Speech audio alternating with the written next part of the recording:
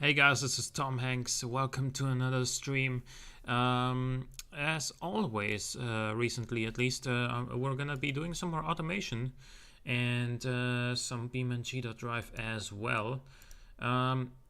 Hey James, how are you doing? Not sure how good my internet's going to work, but hey, I'll give it a shot. Yeah, happy to see you here, even if the connection drops, which would be very unfortunate, of course. But I still appreciate that you've made it here.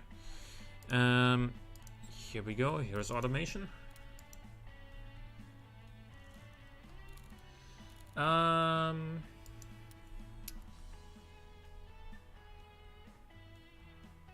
kind of want to make an early 2000s sort of all-wheel drive turbocharged 5-cylinder family sedan. That's what I want to make here, like 2002. That's not really a sedan.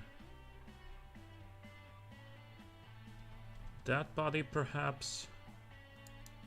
That's a sort of Audi slash Volvo-esque body. Yeah. And there's not a whole lot else to choose from, I guess. There's this, which is basically the same, isn't it? Looks the same on the thumbnail, at least. Well, it's holding on. Last night I had 5 Mbps download speed. Oh, man. I mean, at least you had access to the internet at all, right? Like, well, in Austria, for example, in some very, rural areas, you get no internet access whatsoever. Like if you live somewhere really far from the closest town where they didn't really bother building the infrastructure to provide internet access, then I guess you're just not gonna have internet at all. You built a V6 2006 Premium Sports Sedan on your brother's PC. Okay, that's cool. I'm gonna give this a monocoque, and I'm gonna make the chassis from AHS steel. Seeing as this is an engine bay that is mostly behind the front axle, I'm gonna go for longitudinal placement. Could have also gone with transverse, but I figured that this is probably the better setup here. I'm gonna go with an inline 5, aluminium, sure, why not? And then I think I want like a pretty big stroke and lower bore to keep the overall size down a little bit, and also to keep the and thereby keeping the weight a little bit lower.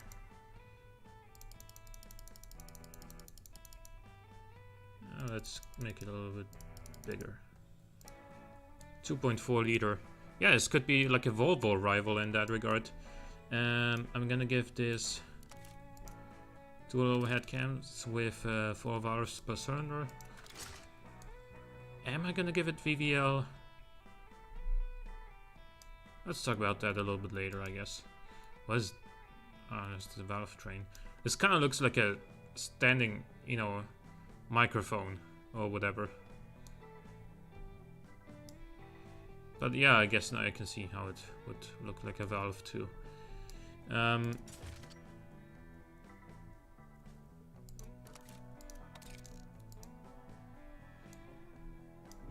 VVT, yeah, it will get VVT.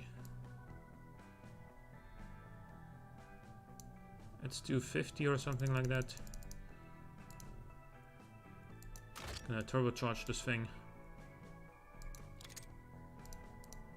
It's always better to have the intercooler be larger than what is really needed. Gives a little bit extra power.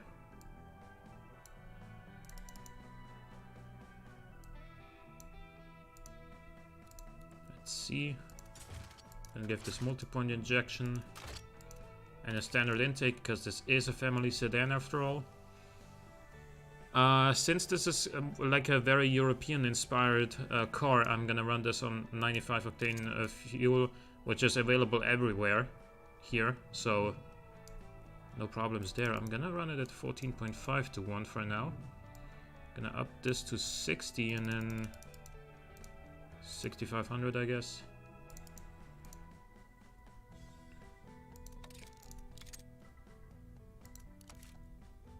$214 horsepower, that's...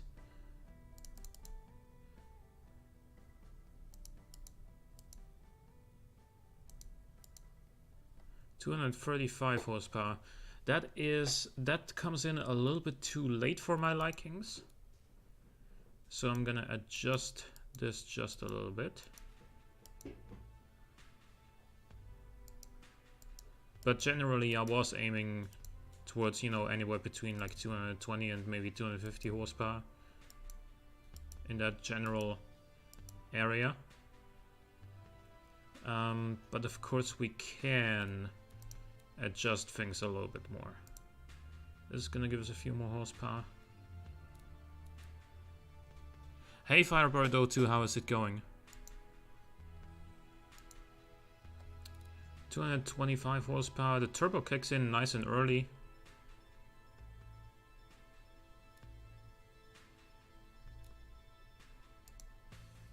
This doesn't do anything.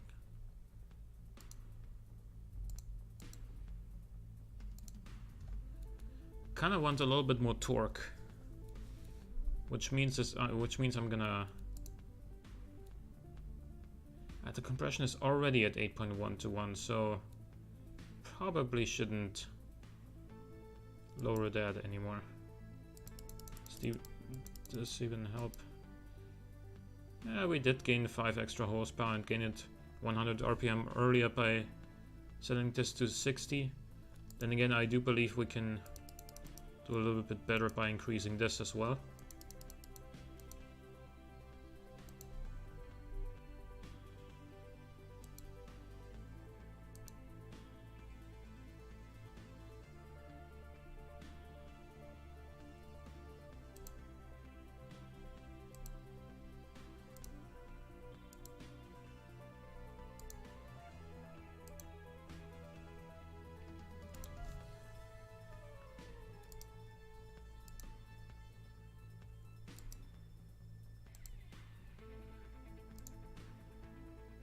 Okay.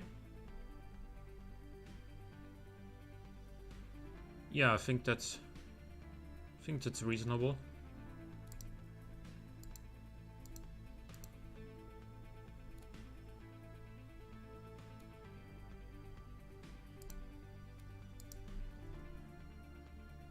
Yeah, I like this engine.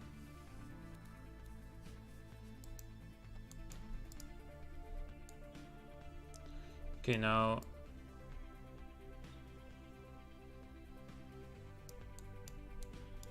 let's extend the back a little bit to bring some of that weight to the back. We can raise this or lower it, huh?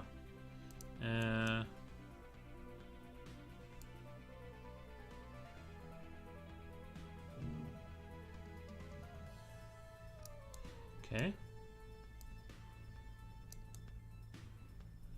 Yeah. Alright. I don't think we need to flare these too much, but I think a little bit just to accommodate tires of an adequate width. Now this is 2002, so we're not gonna go for any crazy sort of futuristic taillights and what, or headlights and taillights and whatnot.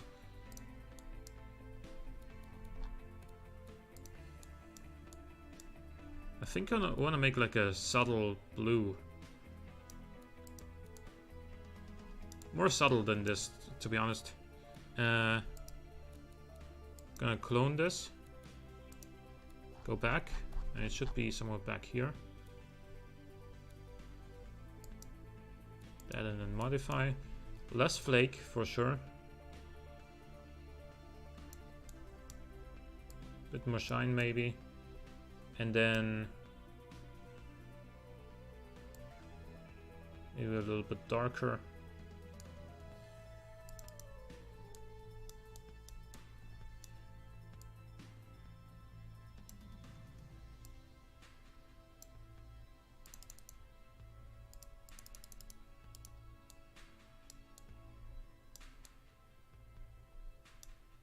A little bit more color actually.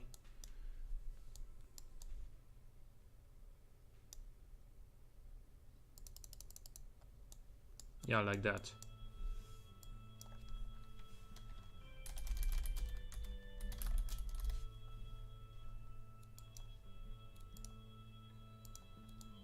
Right, yeah. I think that's adequate. And now let's go for the headlights and whatnot. I think these are very fitting.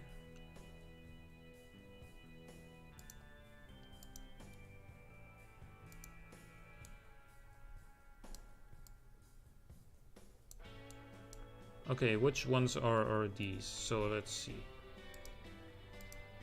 Ah, okay. Nice.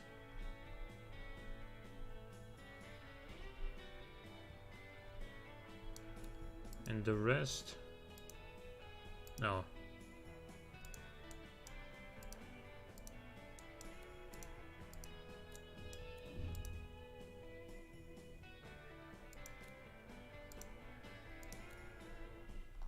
Like that.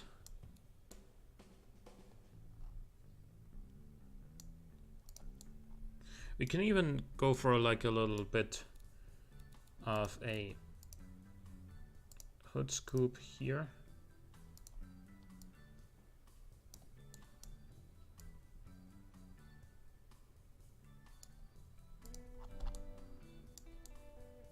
No, that looks silly from the side especially.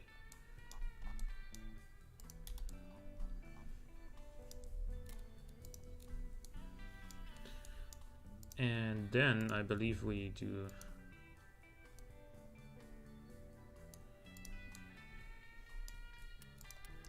I think one of these.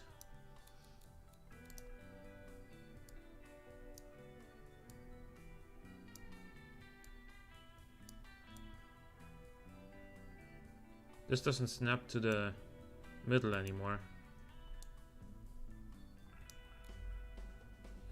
+1, like that.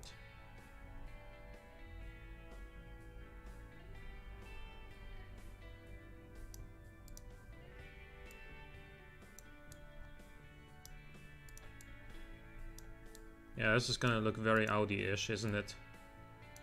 Then again, if I do that, then it's gonna also look very much like a 90s Audi, or alternatively an early 2000s Volvo.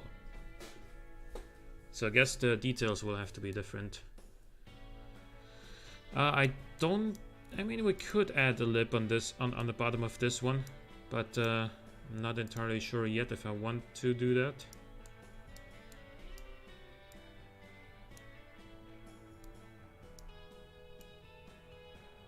For now I want to do this and add some fog lights down here.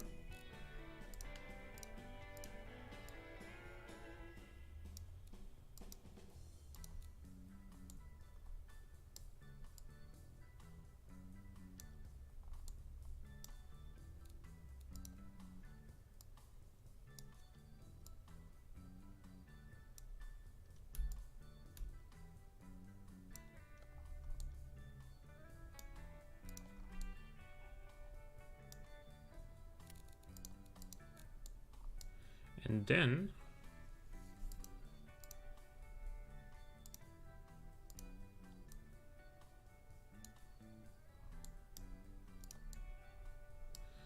yeah, and let's add the number plate right here and the badge on top of the main grille. Looks like a Volvo, yeah. Then again, this is the sort of car that Volvo would make, isn't it? I believe that they made the turbocharged 5-cylinder version also with all-wheel drive, if I'm not mistaken. But I do know for sure that the S60 came with all-wheel drive in the V6 trim. I'm not entirely sure if they also made the 5-cylinder version available with all-wheel drive, but you know, if not, then this car has its niche. Let's do this. Actually, yeah, I like this better. Actually, no, let's keep it chrome. Yeah, why not?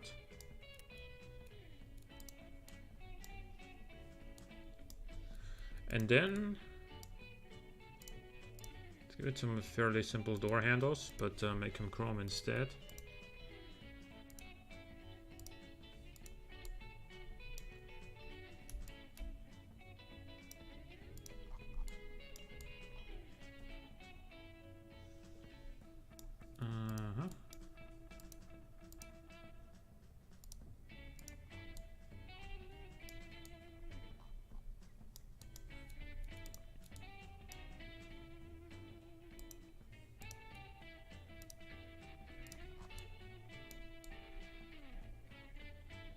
Okay, and now, what sort of taillights do we put on this? No, certainly not the NSX style taillights. They're a little bit too modern for this car.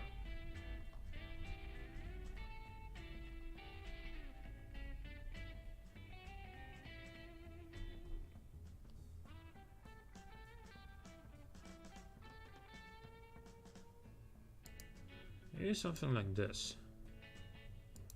Only like, yeah, and the thing that's orange right now should be red, dark red actually, and then you should be white, and you should be orange for the indicator.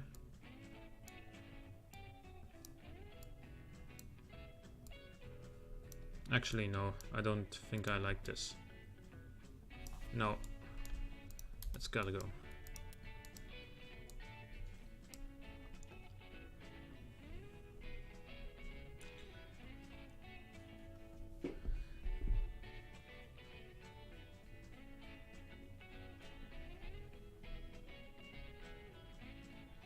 That, I guess, it's fairly simple, but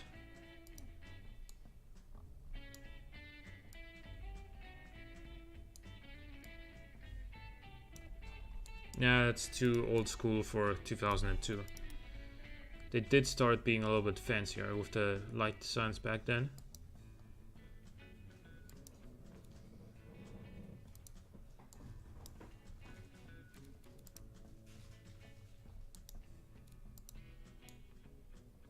Then again, this isn't exactly... maybe if you do like this, and this, and this, maybe then it'll work.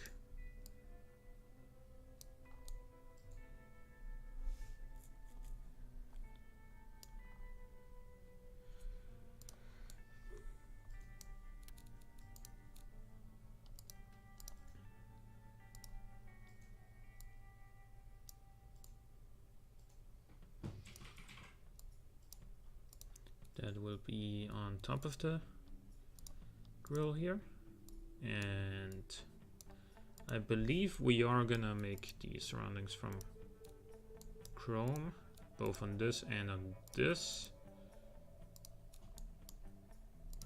Actually, not on the taillights.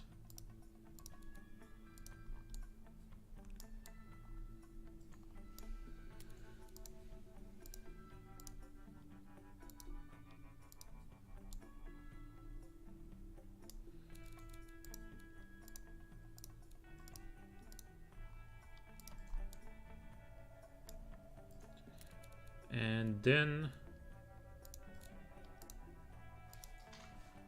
no,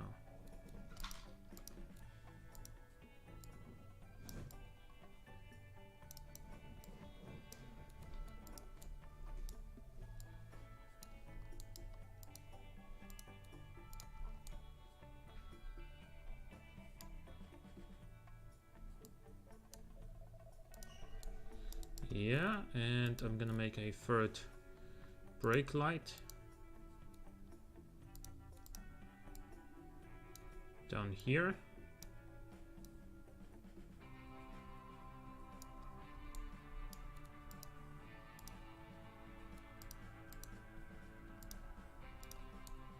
And put the exhaust in here.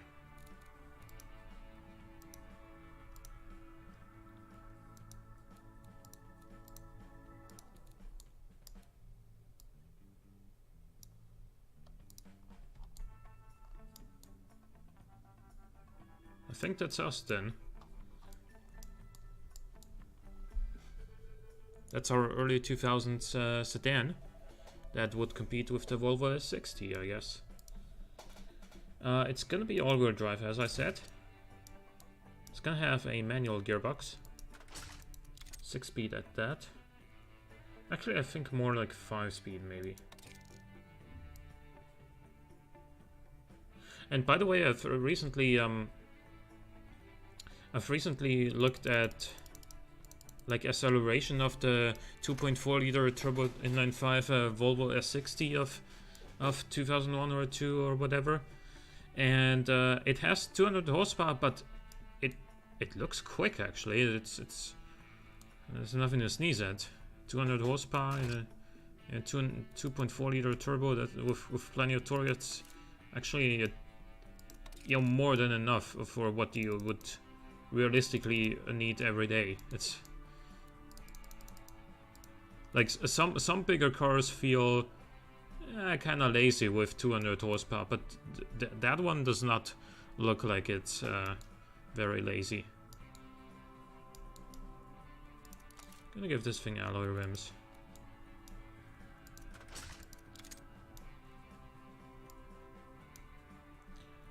And I'm gonna give this vented disc. Actually, I'm gonna give it solid discs, like 3 pistons or whatever.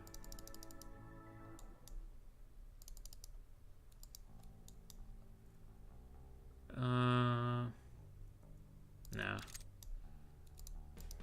And then we're gonna have 5 seats with this premium and then premium.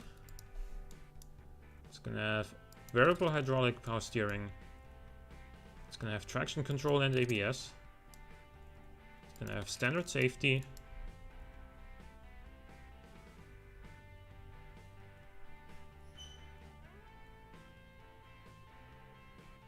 I don't want to give this thing active suspension. I don't think it's quite that type of car for that. But I'm gonna give it that active 10% semi-active sway bars. The comfort is low.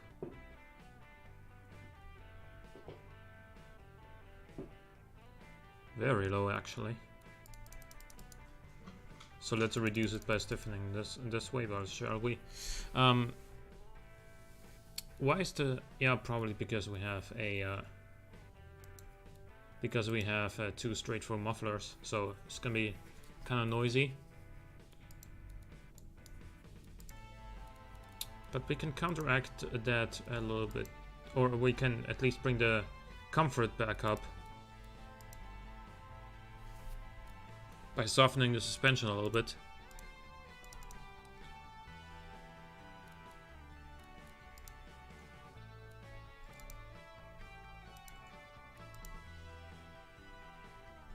Like so, I guess.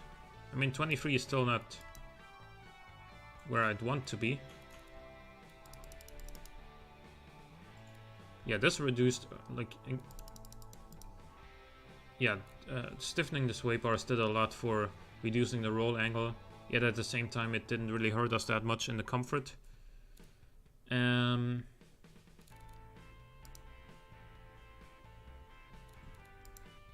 are we looking on wheel spin? None at all, even in first gear.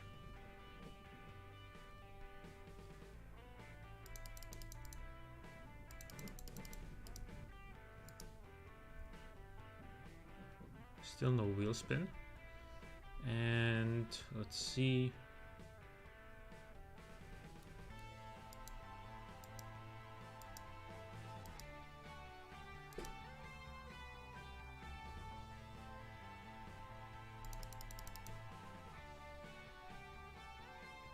Okay.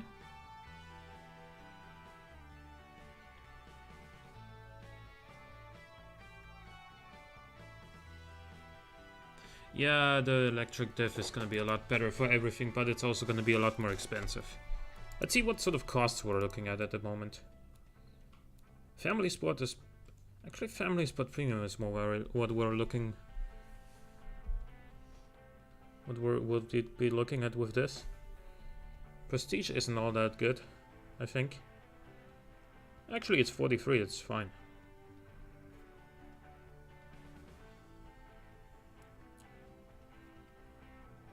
We're only at 67 competitiveness though. So I'm not quite sure why that is.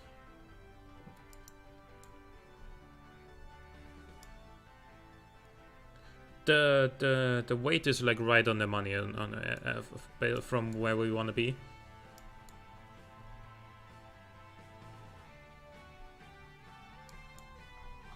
Also the number plate for whatever reason isn't showing here.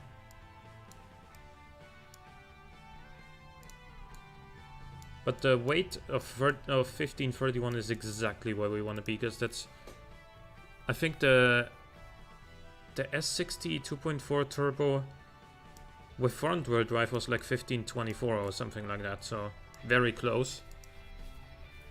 How do we increase both durability and comfort? I mean, I guess by doing that.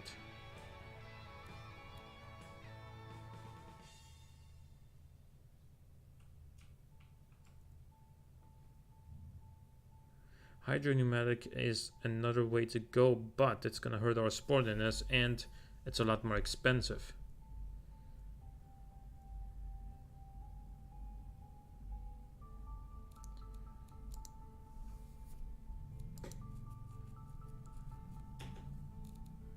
I guess the stats in games don't really matter that much anyway.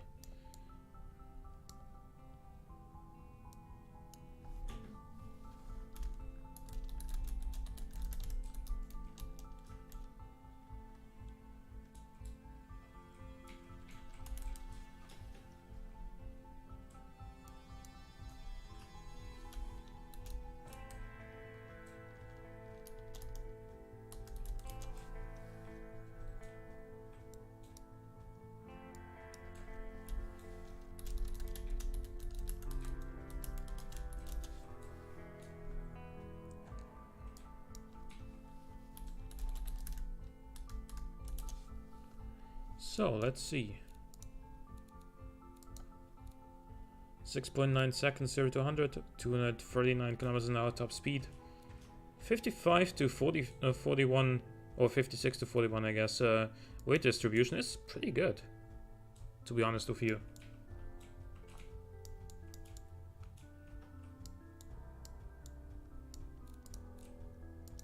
Let's see how quickly this does the quarter mile and listen to it.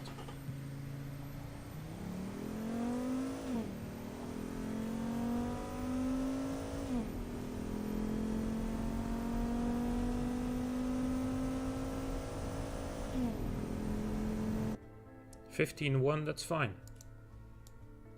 It's not like fast, but it's decent for a family saloon of this size with not a crazy engine. It's fine, completely fine actually.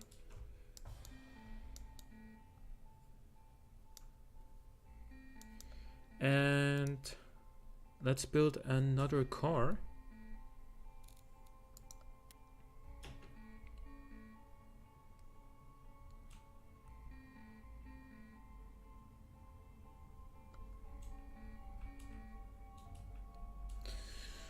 This time, what do we build?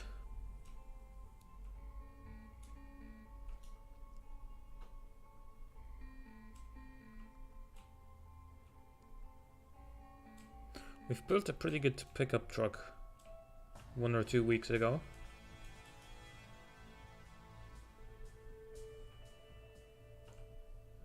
We have a hot hatchback. We have a car with this body.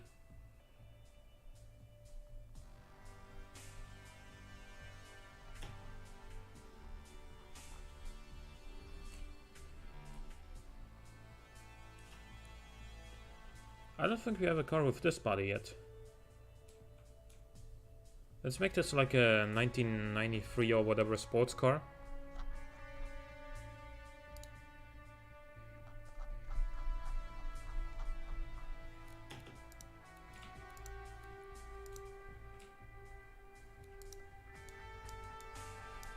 Or a supercar, I should say.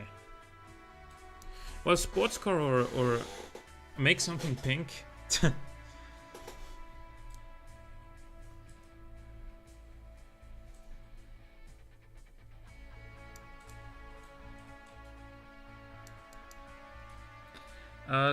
Should this be sort of like a mid-price sports car or a proper supercar?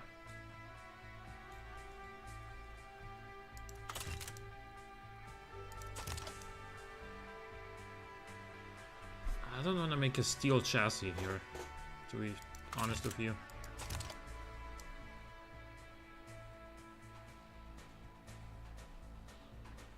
So I guess we're going supercar.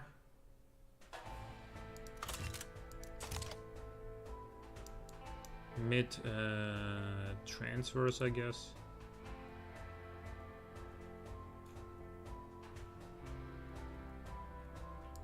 Yeah. And then double wishbone, double wishbone.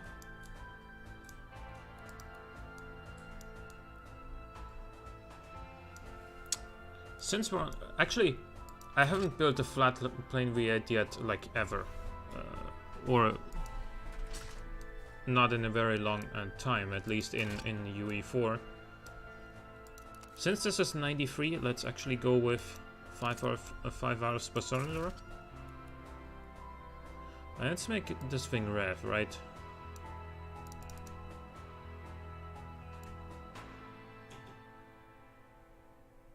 Let's make this like a 4.2 liter engine.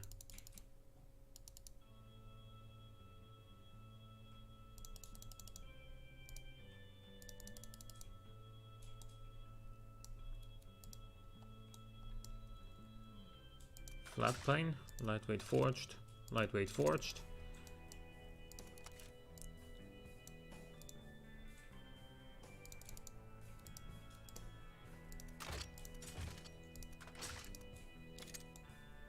Look at that. Actually, let's do twin. Yeah, that looks cool. And then it's gonna run on 98 octane fuel. It's gonna have like 80 ignition timing. It's gonna rev to like 8,000 RPM for now. We could potentially go higher, maybe. It's gonna not have a second muffler. It has nearly 400 horsepower already.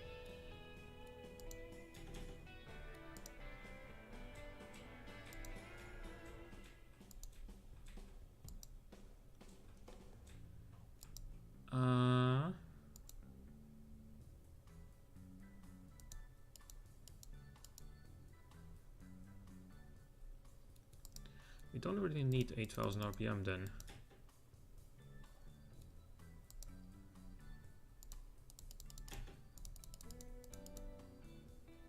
$420 horsepower. That's a lot in 1993. I mean, it's considering how light this car is gonna be, since it's a small body, and you know, we don't have the most the most massive of engines in there. It's still gonna be fairly powerful for today's standards, I think.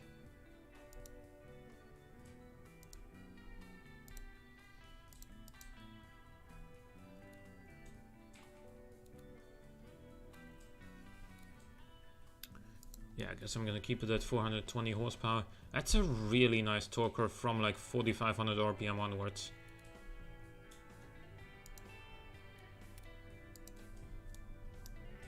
Gonna make this the coupe, but with the sort of fastback look. I've always liked this body with this particular shape of the rear end. Also, you can like put this up or down. Gonna put it up. like that. You can't really morph the window at all. That's kind of annoying. I think you used to be able to in old automation. There's like no space for a rear wing here though. That's kind of annoying.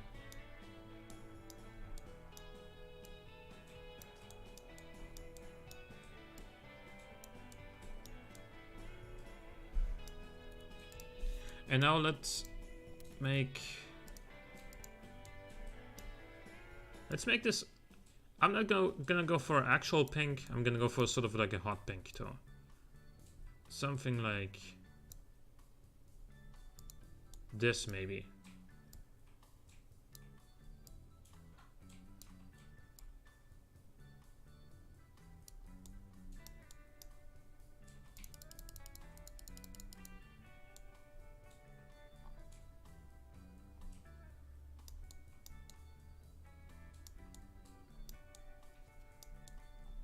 Yeah, okay.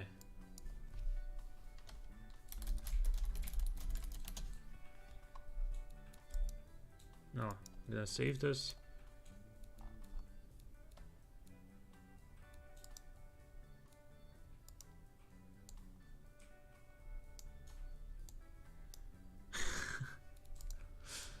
And I'm probably gonna give this thing pop-up headlights.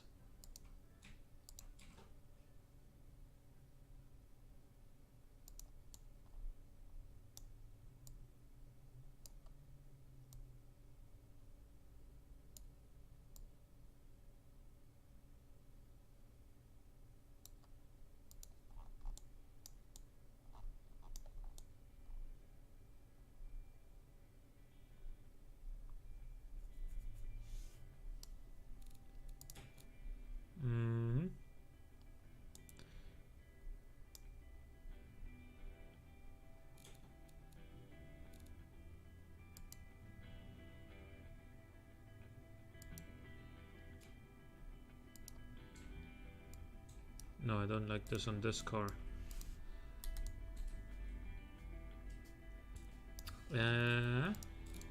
Indicators.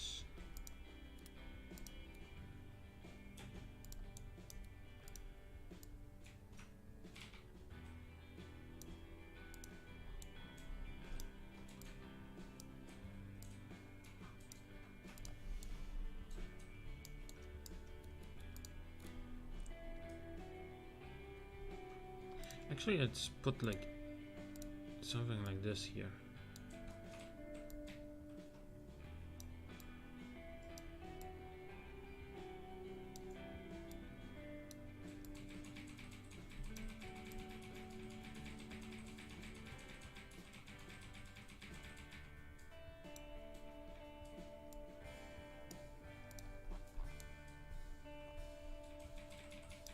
Okay, and then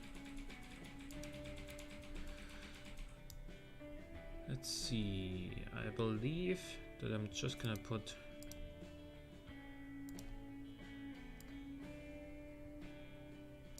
one of these here like so.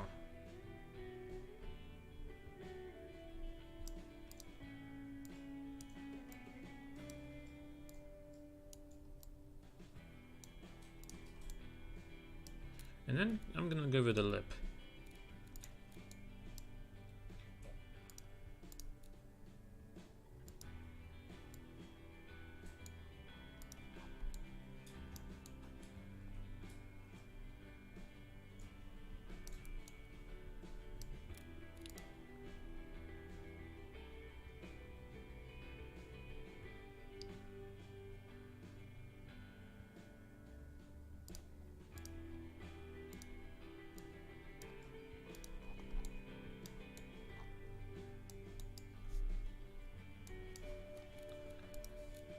I actually think this could look decent with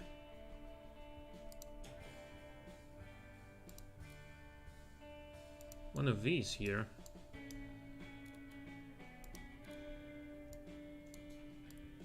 To sort of feed air into the brakes.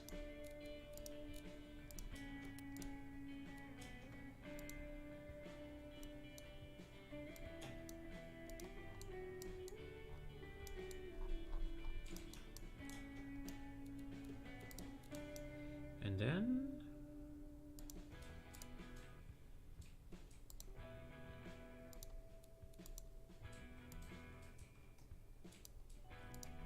sure.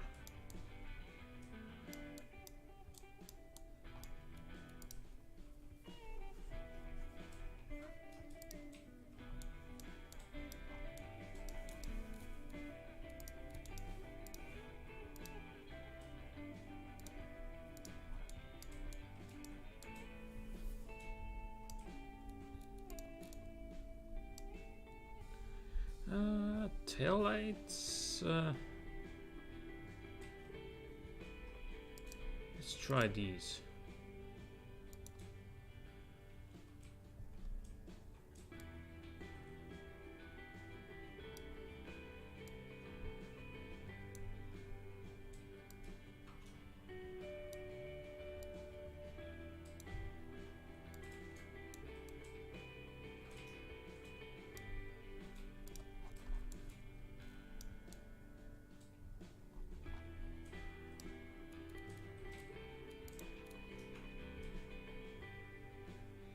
And then I'm looking for a specific one.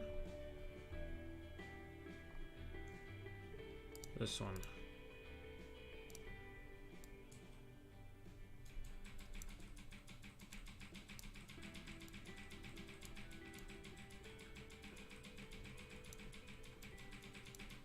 Okay, and then like that, put a badge on here, I think. Can we actually put the small little wing on the back of this? Which one is it? This one, I think? Yeah, we can. Look, it actually fits.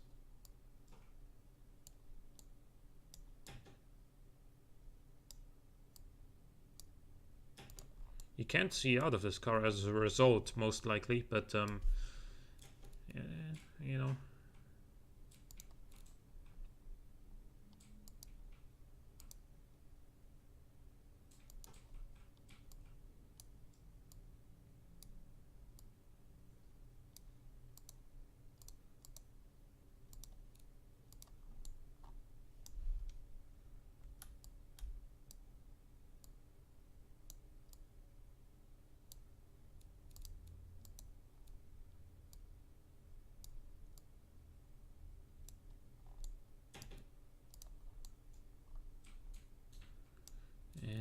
Let's actually give this a lip as well. Wait, what is this?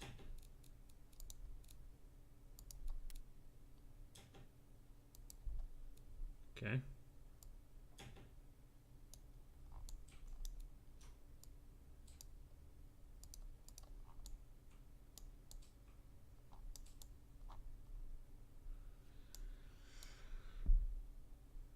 And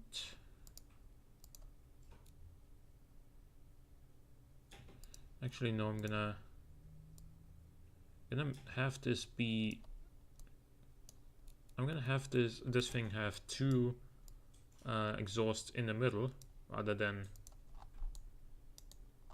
down here, because this is where the diffuser is gonna be.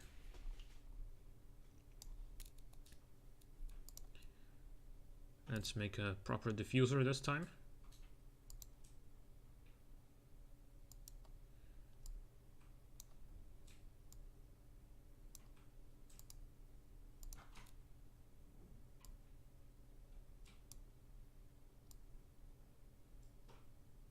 There we go.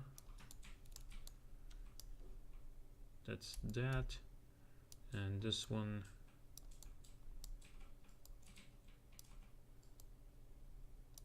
I mean, I'm gonna level with you. I'm gonna make one that I feel like is gonna look decent, rather than one that would be, you know, completely realistic and super functional.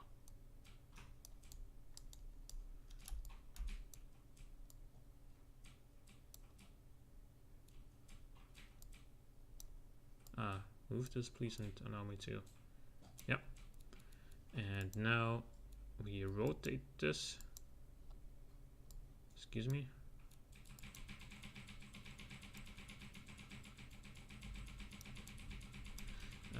Yeah, and then we mirror it, and then we go ahead and make some more here.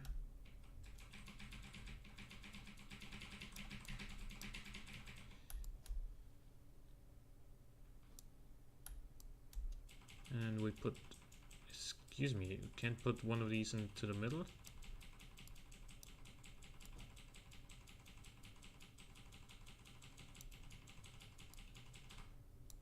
Okay.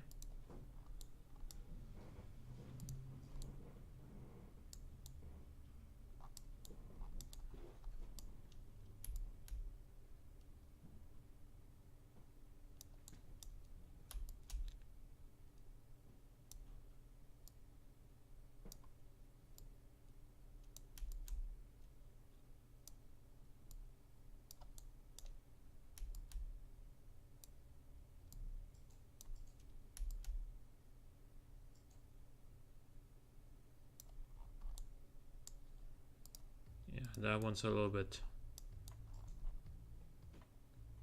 off, but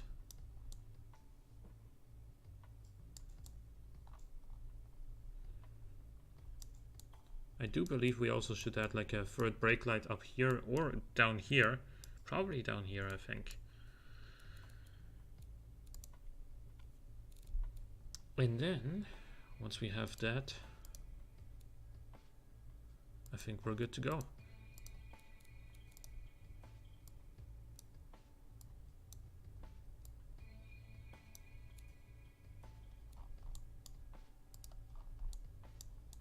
I think that's big enough.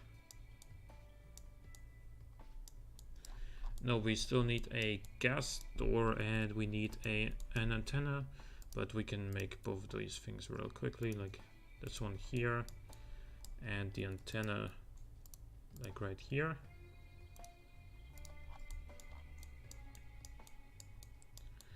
And then let's go tune this thing. Gonna be rear-wheel drive, gonna be a manual 5-speed, and it's gonna be pretty quick.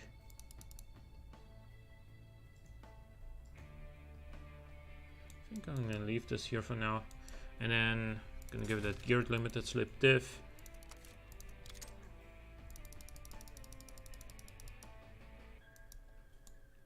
$275s, I think.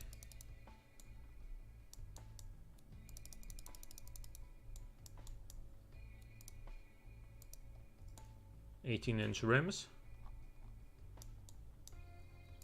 Gonna make them from magnesium, because this is a supercar after all. And then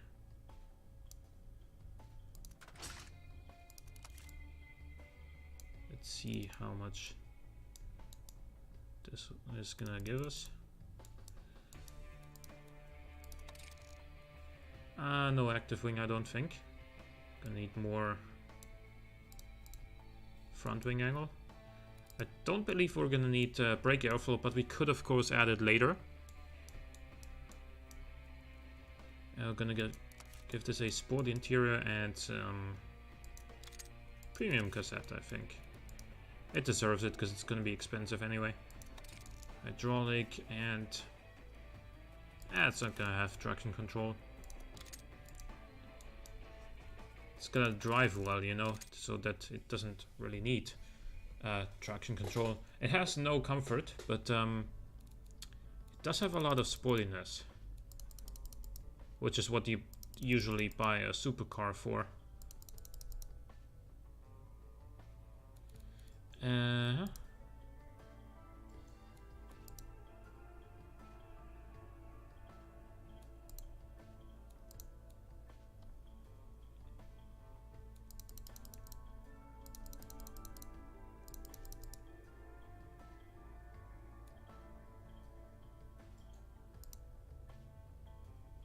No, I'm gonna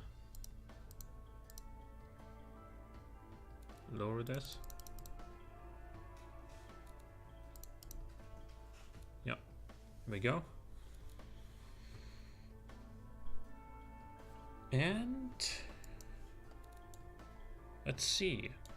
This is a really light car. Lighter than like a 355. 3.7 seconds acceleration time. That's pretty quick.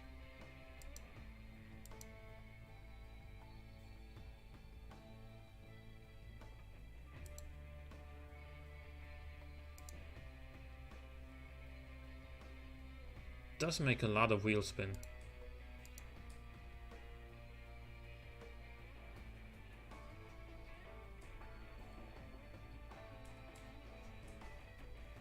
Huh. I mean,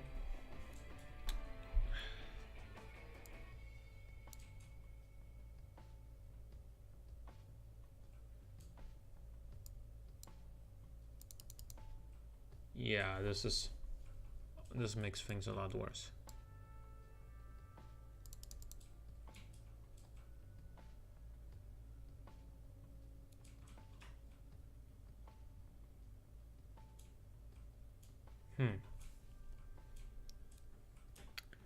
The top speed is not that good though, because we have probably way too much downforce. What if we had an active wing? Then the top speed is actually not much better.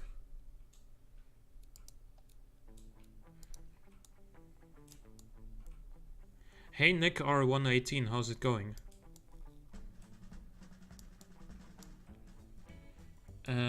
We need... I don't think we need more power, honestly, but...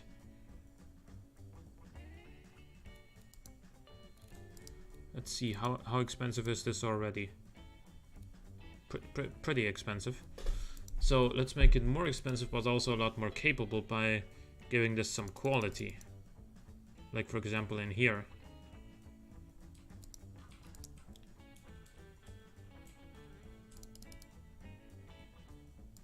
Or in here.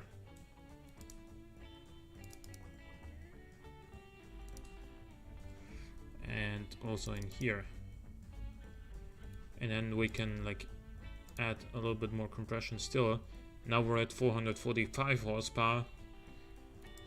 I don't think we added that much to the price. Ah yeah, we have like 10 grand or whatever. And the top speed is probably still around the same. Yeah, it's not, hasn't really changed.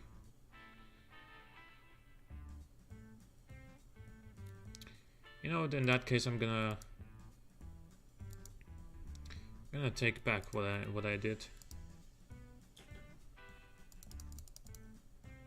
Like that.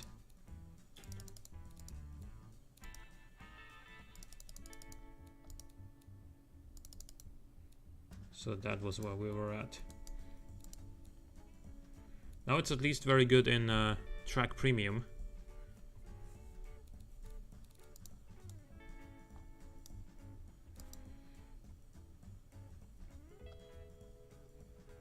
We can definitely reduce the front braking a little bit.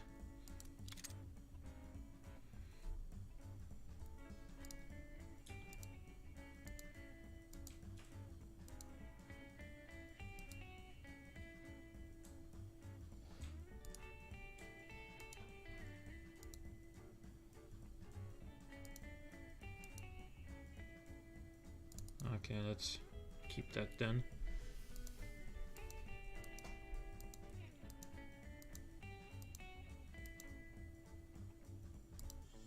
This is the sweet spot apparently, and then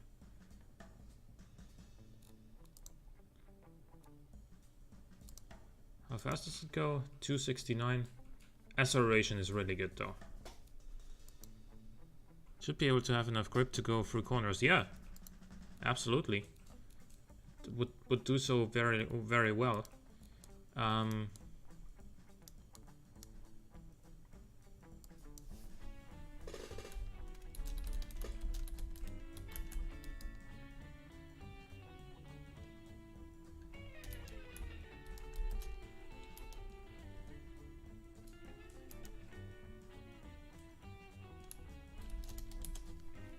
Coupe 8-cylinder, I guess. 4.2.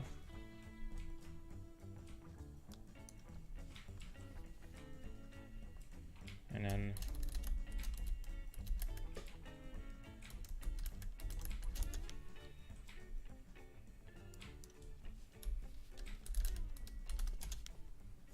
That's a lot of horsepower for a 1993 though, and not a whole lot of weight. So this would be definitely one of the quickest cars. Since I do a few sport cars, sports cars downloaded through BeamNG, and they got an okay amount of grip. Yeah, okay.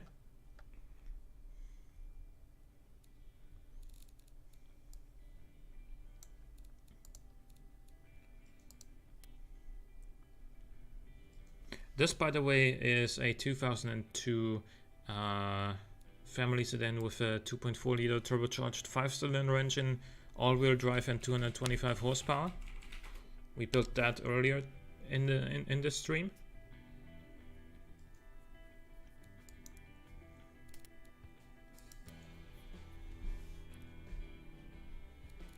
And it is supposed to be sort of like a Volvo S60-esque car. And then of course this thing.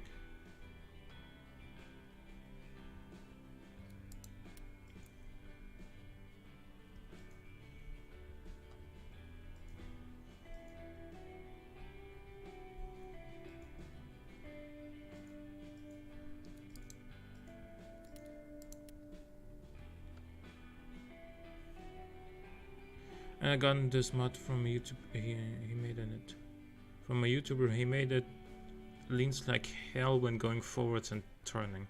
Okay.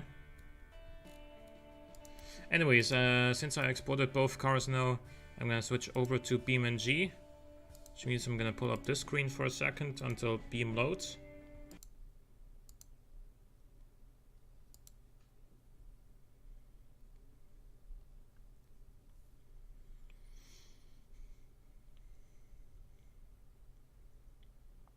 And yeah, so we're gonna find out how these things drive, and more importantly, we're gonna find out if the changes that I made in my OBS settings recently off camera actually also apply to the stream, because I did some test recordings while playing around with a few settings, and I believe that the video should now be a lot smoother in Beam. Whereas previously, if you've watched some of my more recent streams, you would know that in Beam it was like anything but smooth. So let's go over to Beam, pull this back to the correct monitor, make this full screen. I gotta go through this whole shebang every time I open up Beam, and it's the only thing that does that to me. But you know,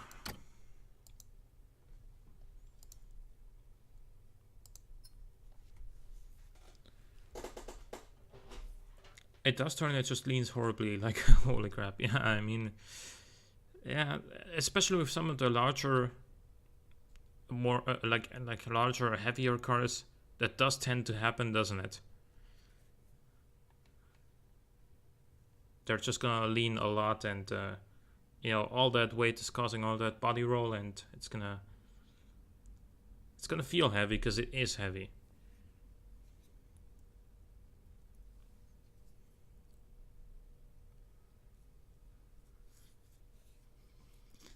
And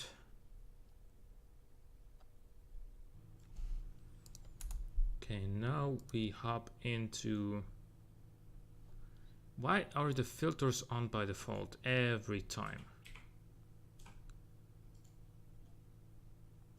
I want to test drive this first.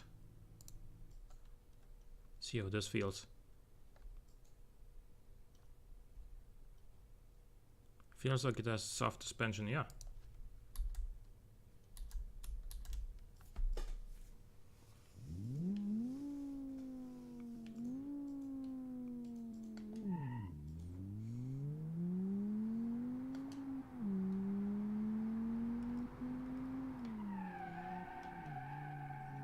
I thought we could get to 62 miles an hour before braking for this corner, but we couldn't.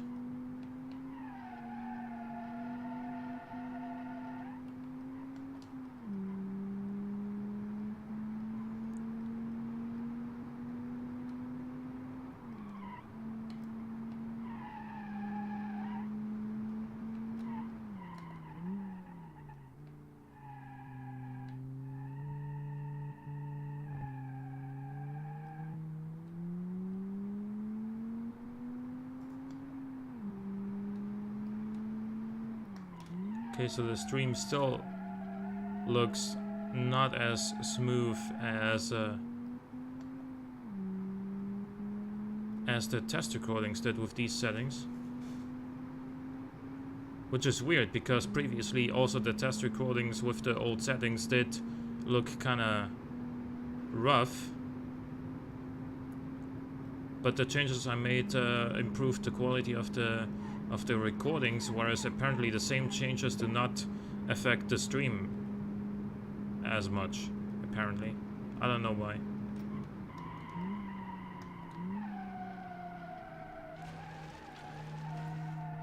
Understeer, but yeah, okay.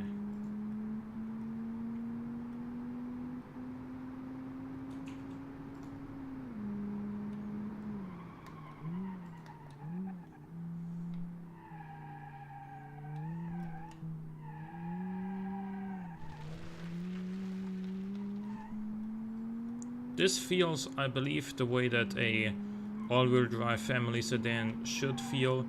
It's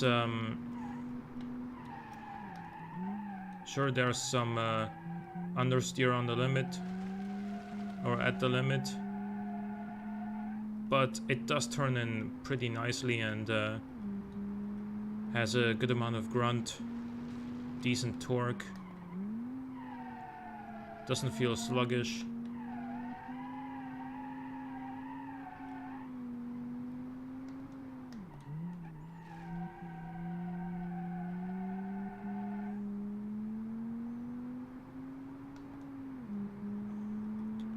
You did a small jump of it and it did a really good job. Yeah, then it probably has fairly soft suspension.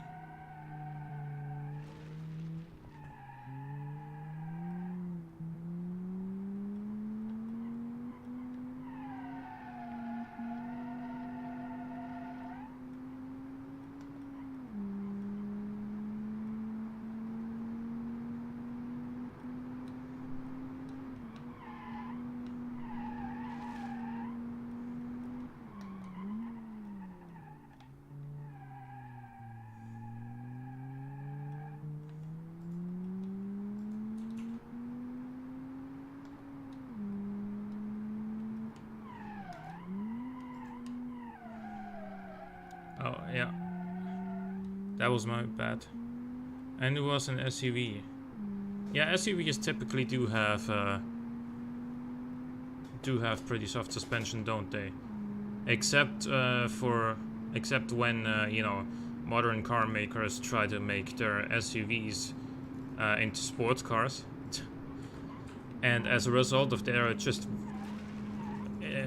innately high weight and tall ride height, they have to really stiffen up the suspension in order to compensate for all that roll that the SUV is gonna naturally make.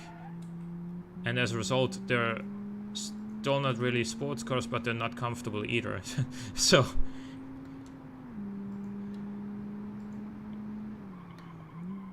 I mean, not comfortable as in not, they don't ride very well.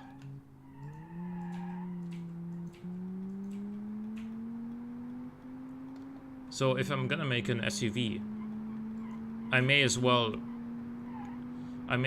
give it like a sort of soft suspension in order to make it, you know, comfortable and have a good ride quality. Because an SUV is never gonna be a sports car. Like you can give it like 600 horsepower and it'll be fast in a straight line, sure, but it's never gonna corner like a sports car, ever. It just goes against the laws of physics.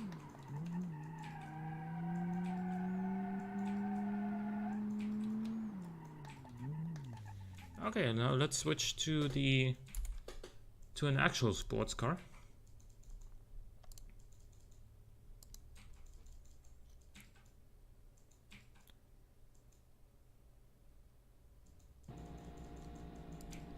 Okay, this thing is loud.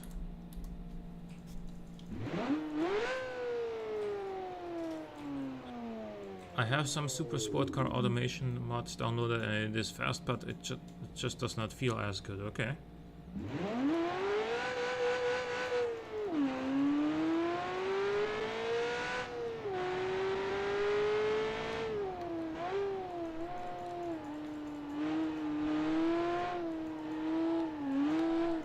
Whoa.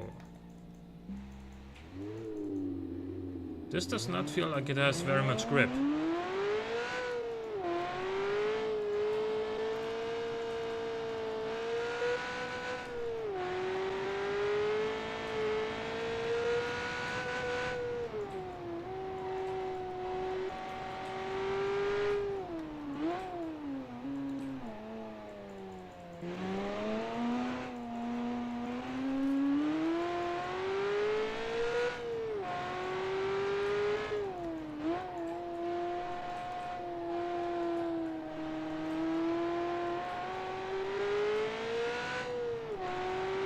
Luxury cars are the same way. Big...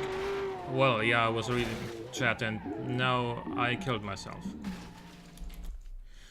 Big and heavy can't compare to proper sports car. Yeah, but then again, they're luxury cars, right? They already have a purpose, whereas the SUV, you know, in terms of practicality, sure it's gonna be a decent off-road, unless, you know, the manufacturer is stupid enough to lower it from what it should be. They're decent off-road, but as far as like space goes, it's like we already have station wagons. We don't need SUVs, you know, to be, you know, to have spacious cars, right? I mean, I damaged the suspension, and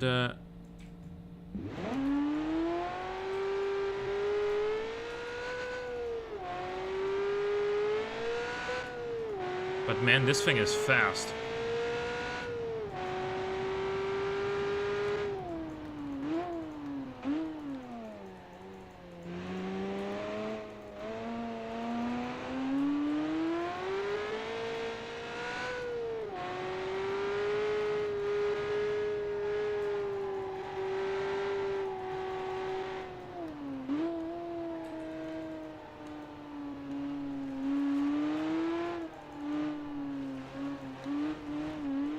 Whoa, it's too low that it gets... It's so low that it gets unsettled by those curbs as well.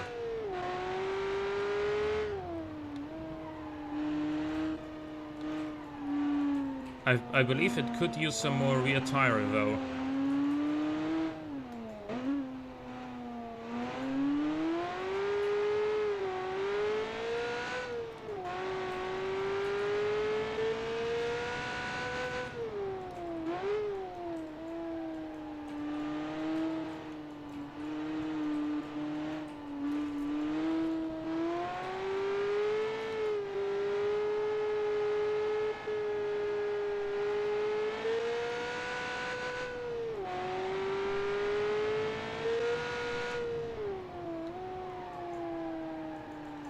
A truck is much better at towing large things like trailers and boats. Quite common in the US actually. Yeah, absolutely.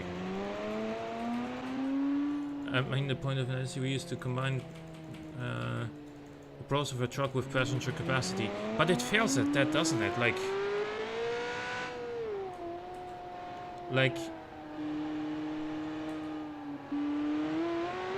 As he said, a truck is much better at towing large things, and a passenger car is much better at being a normal car.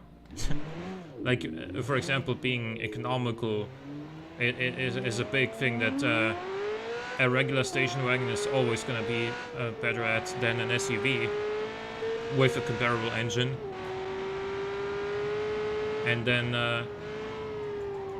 wow, this thing... Why does this feel like it makes no downforce? That doesn't really make any sense.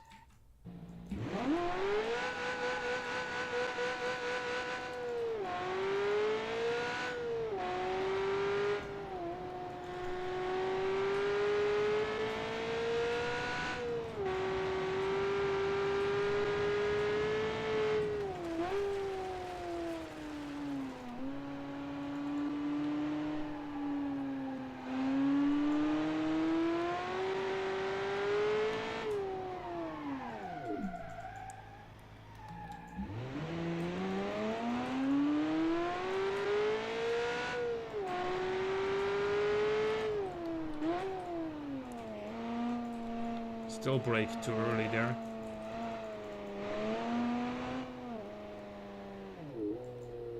It has no traction control. Yeah, but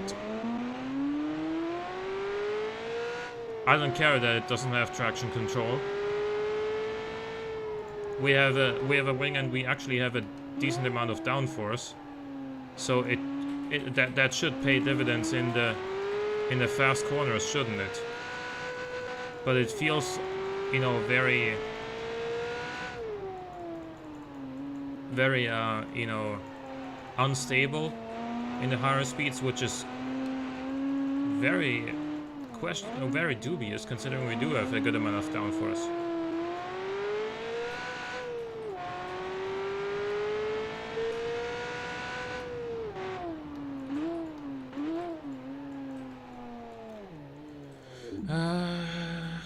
Because of the chassis more durable, leaf springs, larger tires, and larger engines without having yeah. Mind you, I'm talking about rear-wheel drive truck-based SUVs and not crossovers. Those simply offer a more imposing appearance and better driving quote-unquote better driving position. Unless this car is mostly for straight lines. This car is like a supercar. It's supposed to perform well here. And if it could actually get grip, like the turn in is very nice. It doesn't really have any understeer whatsoever, and the engine pulls hard as hell, as you can tell by the speed at which the numbers in the speed are increasing.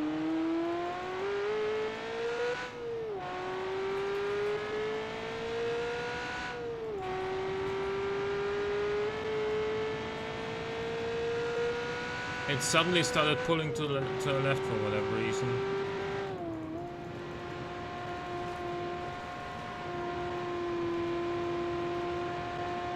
Yeah, we need more. We need more downforce. Yeah, again there, it's just kind of like. It kind of felt like it's just kind of swimming.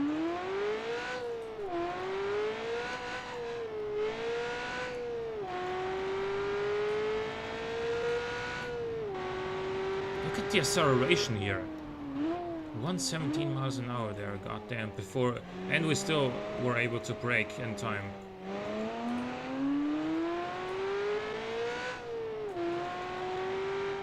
And imagine what this car would do if it had, like, you know, 600 horsepower rather than 420 like it has now. If it's already this fast, imagine what it would do with, like, an actual massive engine. Yeah, I think we gotta go back to automation and try to make this thing grip up a little bit better.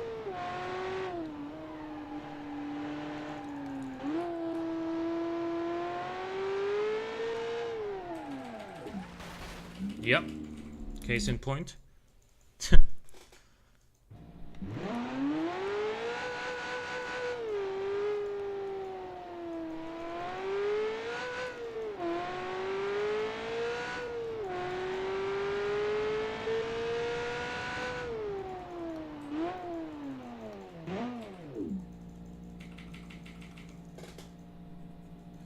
Even though this car uses wing for the downforce, it seems to be very slight. Yeah.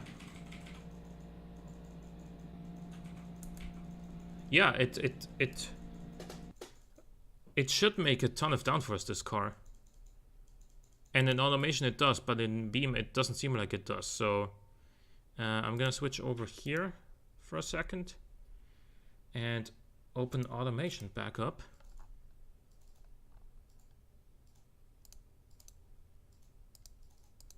And then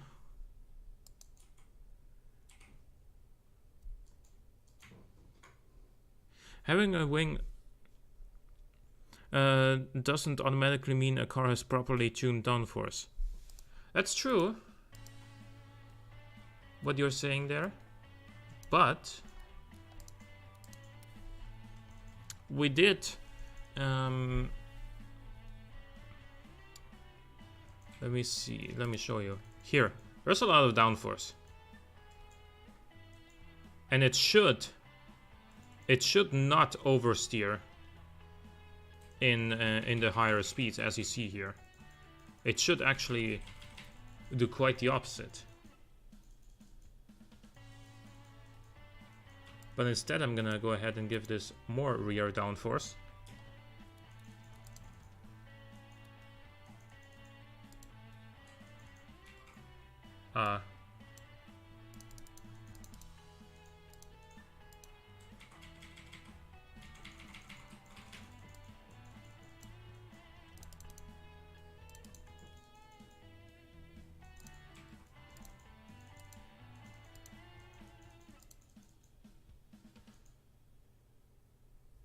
Gonna keep it like this.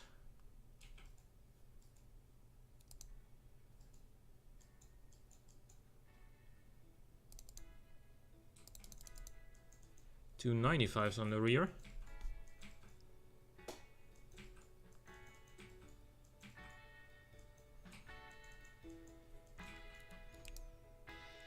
We now have more than 200 kilograms of downforce at 259 kilometers an hour. We're not going that fast through the slingshot.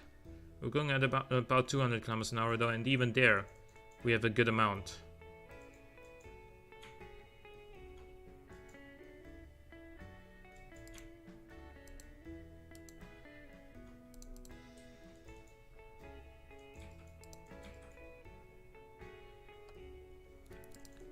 Now this goes how fast?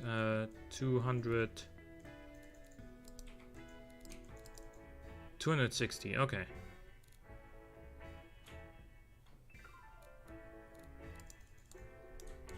Let's see if this changed anything then.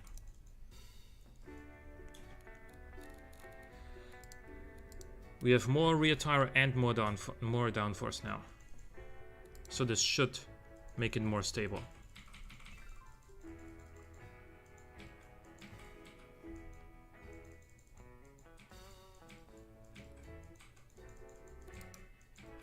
I wonder how much of a difference... Oh shit, I haven't switched over to automation yet, but basically I did increase front tire size to 235 from 225 and rear from 275 to 295. Come on, Beam. Don't do this to me.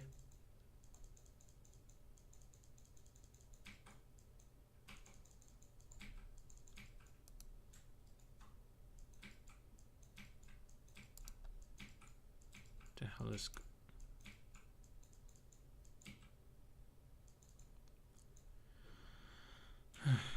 Why is everything taking so long today?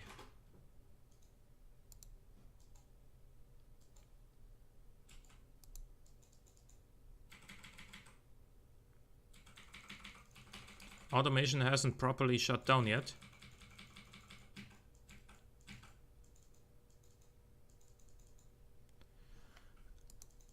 Steam is frozen. Oh, yeah, there we go. Steam was frozen there for a second. Now I gotta go through this whole shebang again.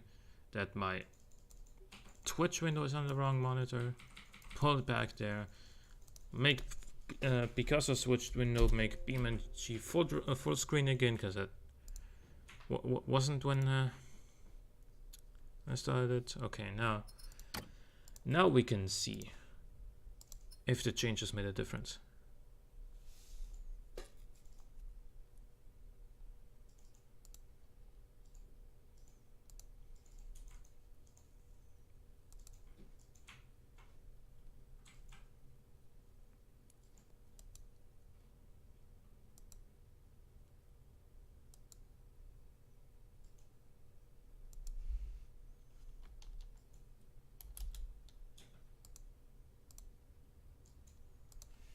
Okay, now we switch to this again and see how it goes.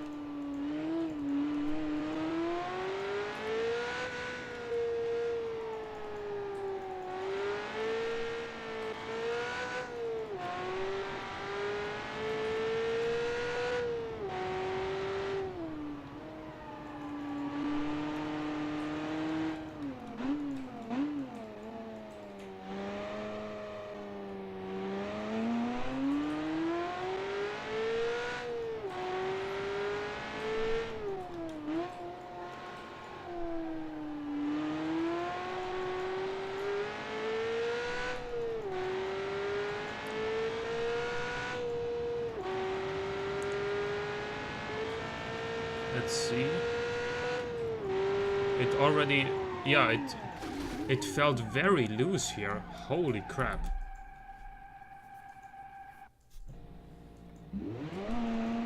But why?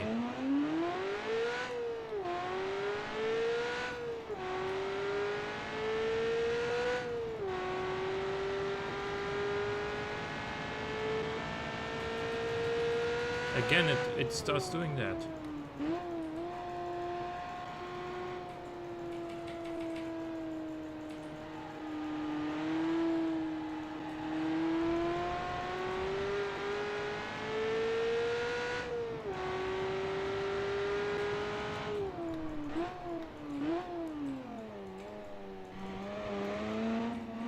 The brakes are just insane on this car though.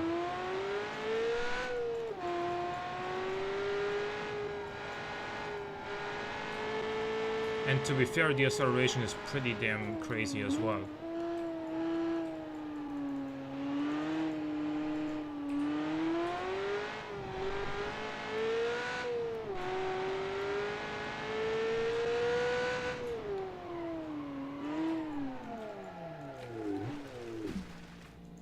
Maybe Beam just doesn't recognize this wing as an aerodynamic fixture? I mean,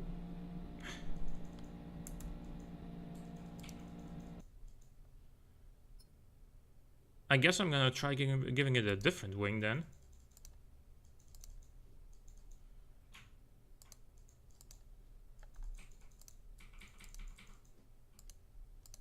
So let's go back to automation.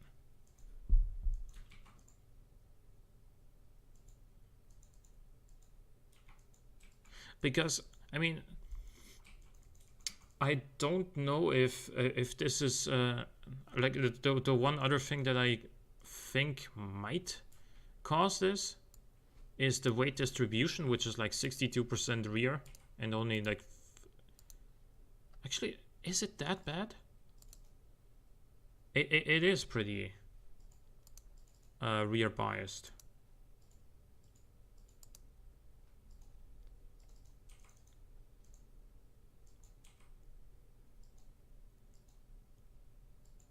So if it's the weight distribution, then we can't really do that much about it. If we want to keep this engine, that is.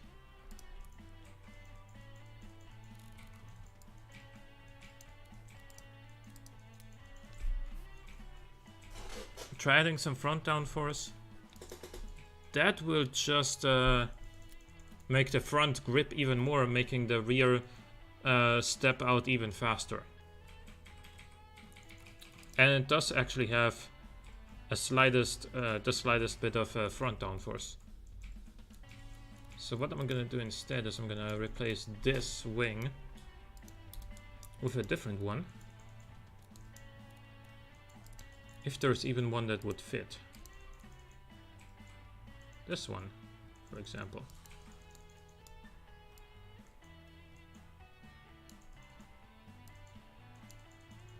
Like so. And let's actually make it carbon fiber. And while we're at it, let's make all of this carbon fiber.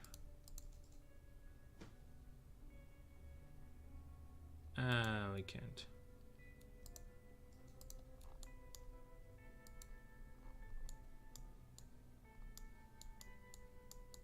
Right, but that should.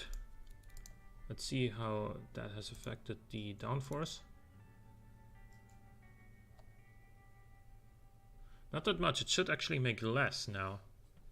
It does make a tiny bit less rear downforce now. We were at like 202 point something. Now we're at 197.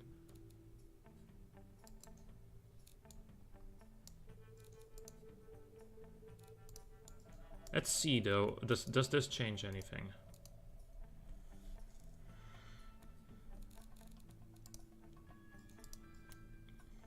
Let's hope it does.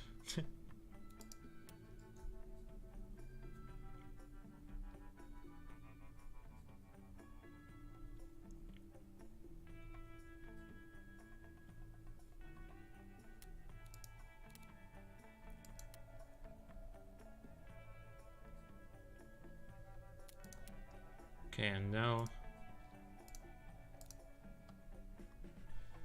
time to fire up Beam again.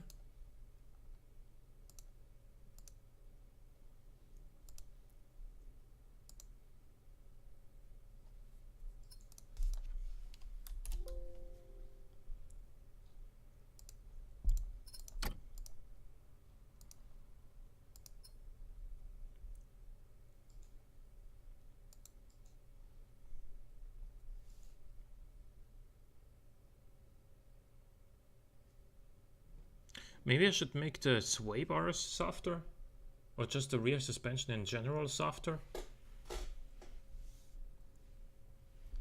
Or maybe I should decrease the rear camber.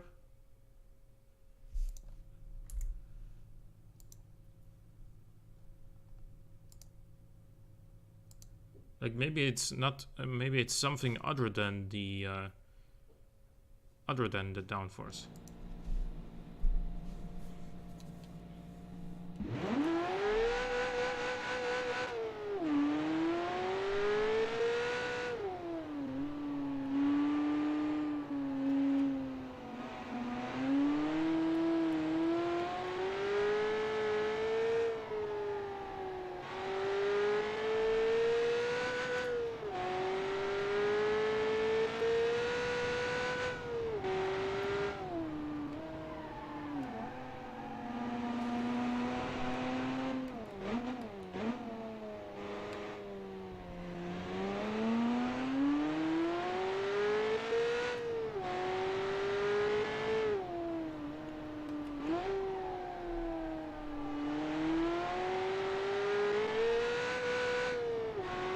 Let's see how does it do here now.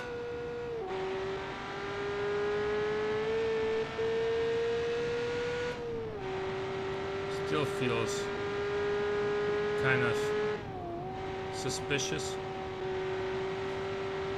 Oh yeah, it wants to come loose, but maybe slightly less so than before.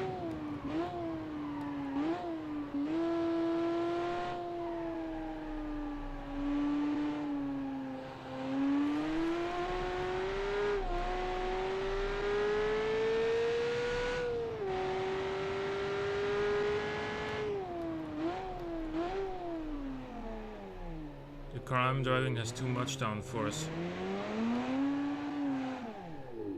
Is there ever such a thing as too much downforce?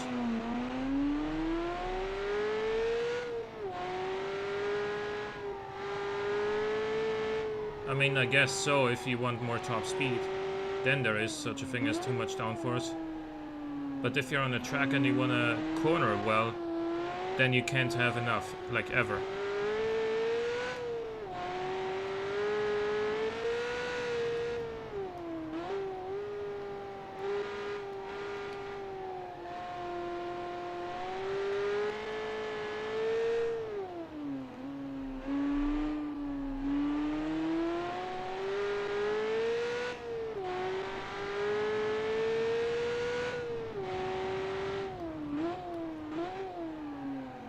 Yeah, I'm gonna actually tune this some more. I'm gonna soften the sway bars a little bit, and I'm gonna decrease the camber.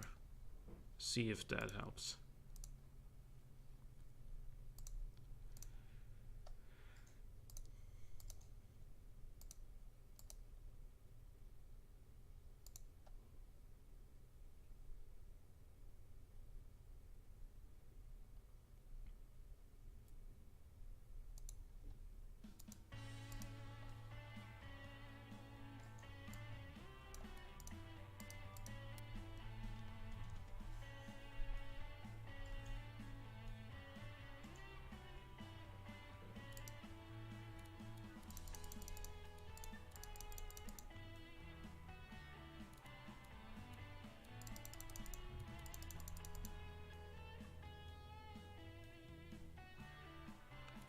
So okay, and then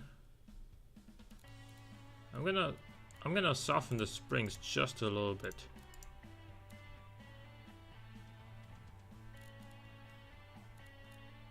I guess one more. Maybe not. Now we're at exactly 40 drivability. Save.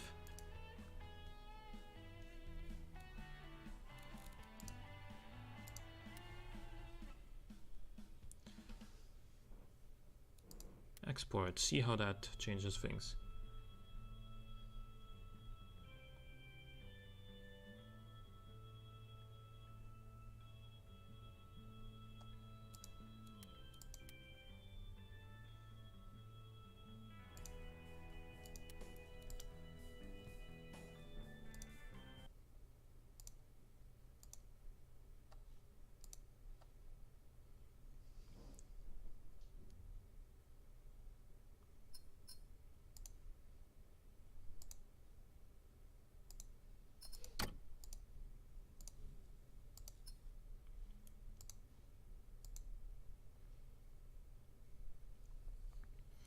Okay, I hope this helped with the issue.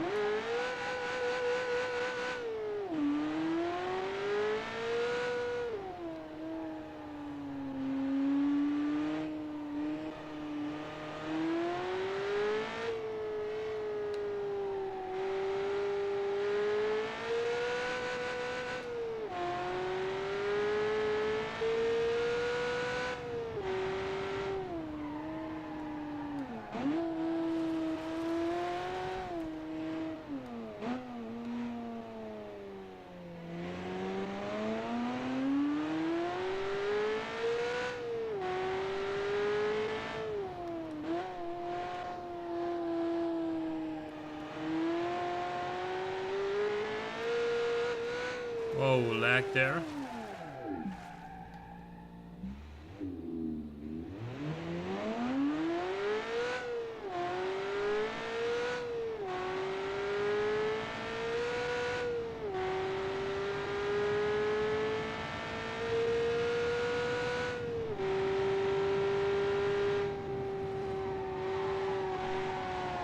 Whoa.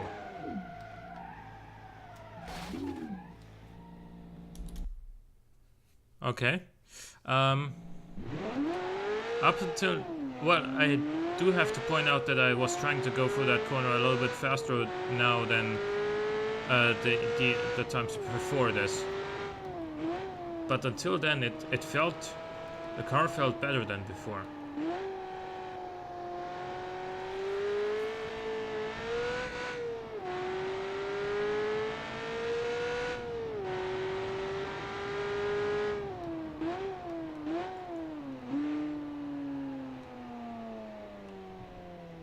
So let's actually go. I'm gonna continue this lap here and then gonna drive somewhere else on while still being in the automation world here.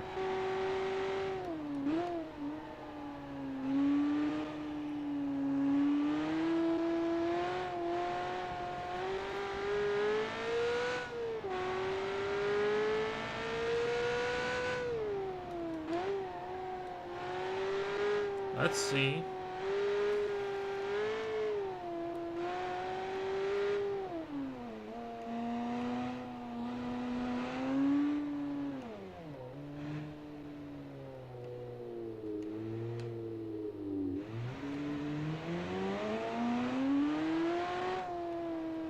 Whoa.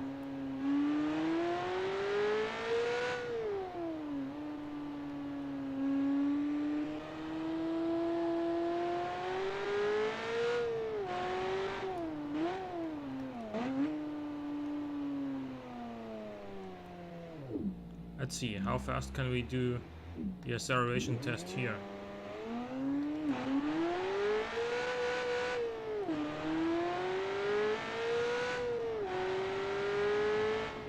Why did that not count as a 0 to 62 run.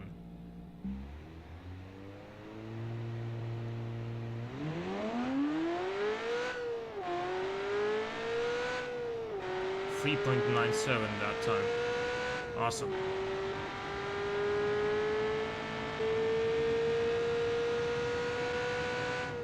It still kind of wanders around a little bit.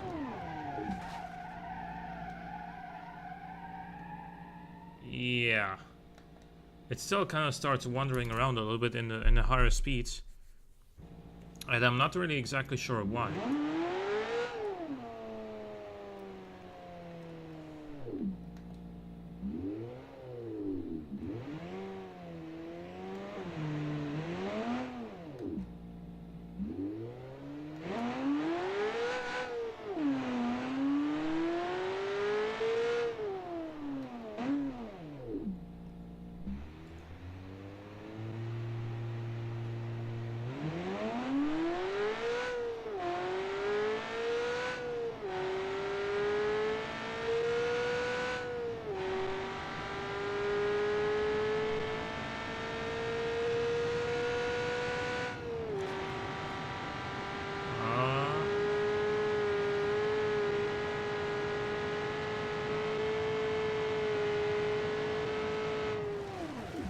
It just feels... Ouch. Okay. That was a big hit. Yep. But it still feels like really like loose in the higher speeds, which it really shouldn't, with the amount of downforce that it has.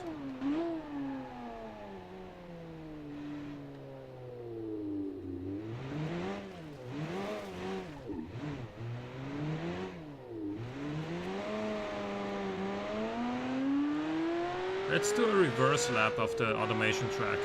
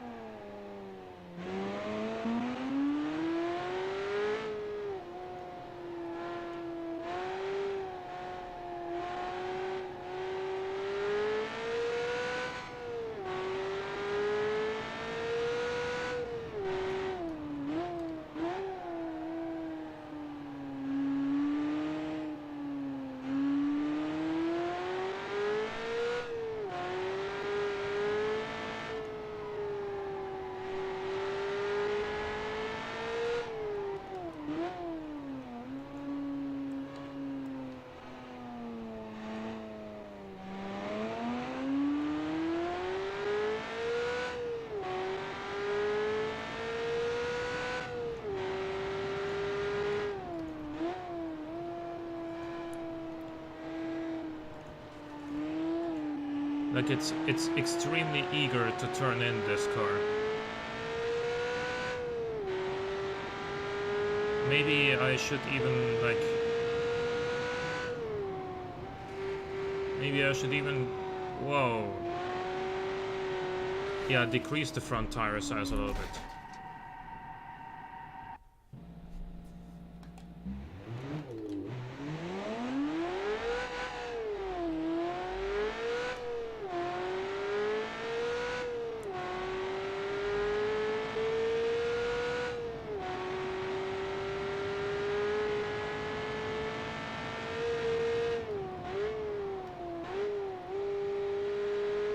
This kind of feels like carousel at this point, when you're driving the automation track in reverse.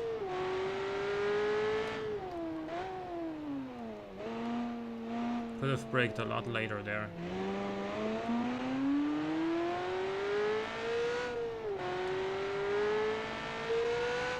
Whoa. Yeah, just no downforce whatsoever is what it feels like. Like, I don't know. Maybe I actually have to use a downforce under tray. Actually, I'm not sure if that even exists in the game in 1993 in automation.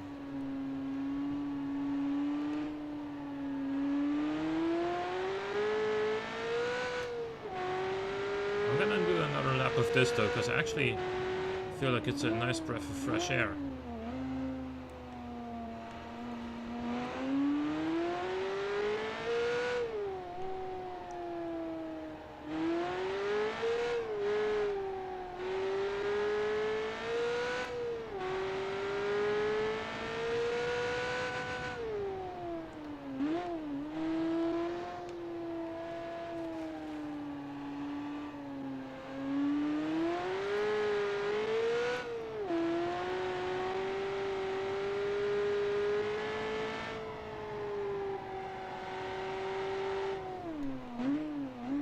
Again, could have braked a lot later there.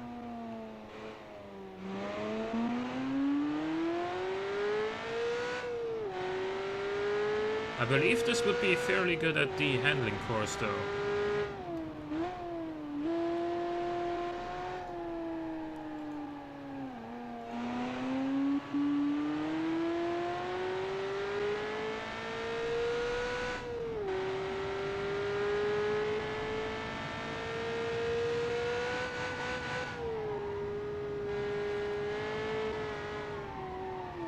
Yeah, it just does not seem to acknowledge the fact that there's a rear wing there.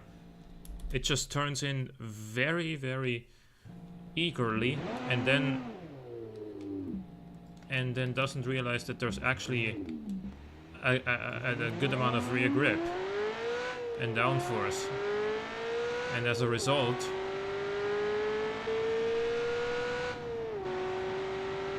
yeah, that happened.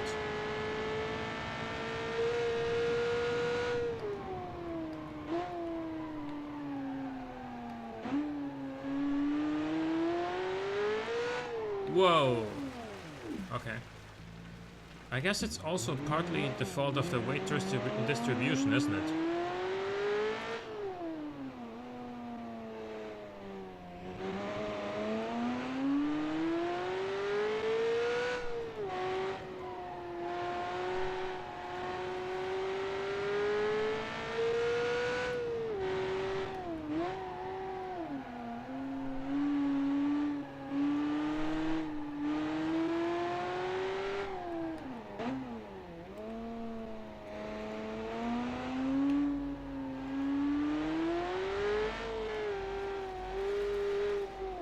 I want to take the other car around here as well, like the opposite way of what we normally do.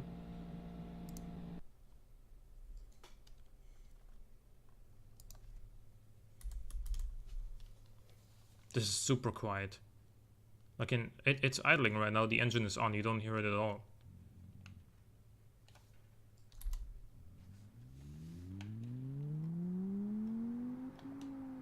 You should hear it now, though.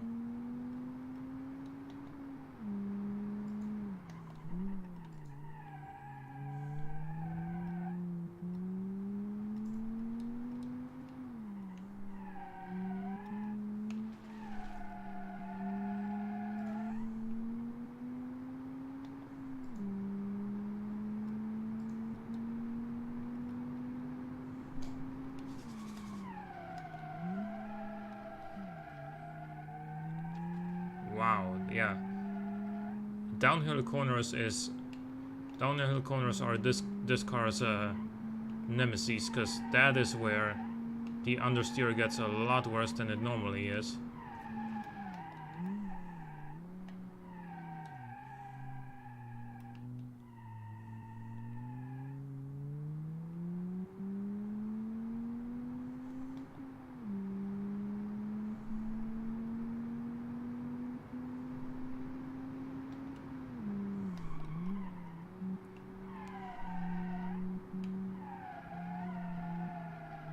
Let's see. Not the cleanest of lines through there, but again, quite a bit of understeer. It's safe, which is why that's good for a family sedan like this. But at the same time, it's not particularly fast or fun.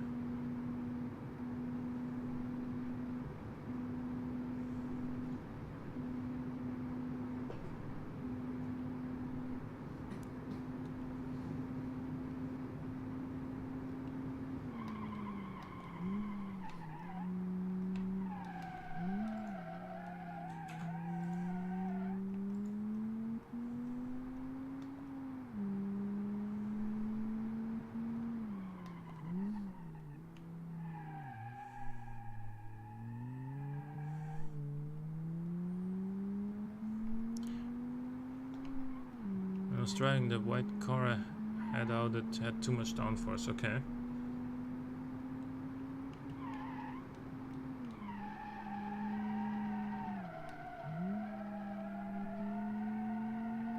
I mean, how do how does it feel to you when a car has too much downforce?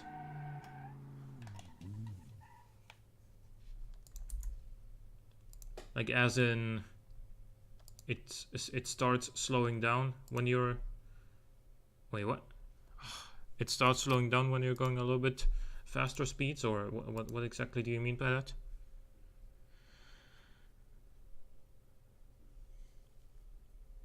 Didn't mean to go back here.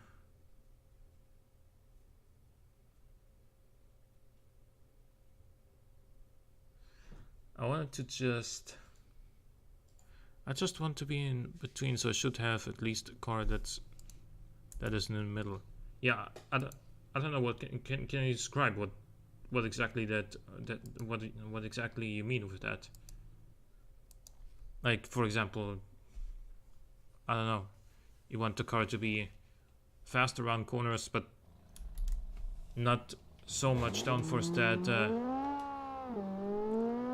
that you get slowed down a straight line. It's what I'm assuming you're getting at.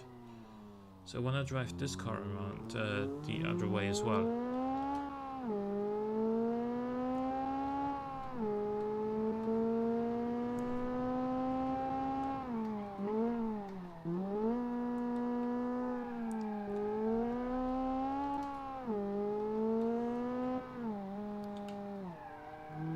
I just had so much downforce, like I get tossed off the road. Well, then that's understeer, that's not too much downforce. Like, in that case you need more front downforce, or wider front tires, in order to increase the front end grip.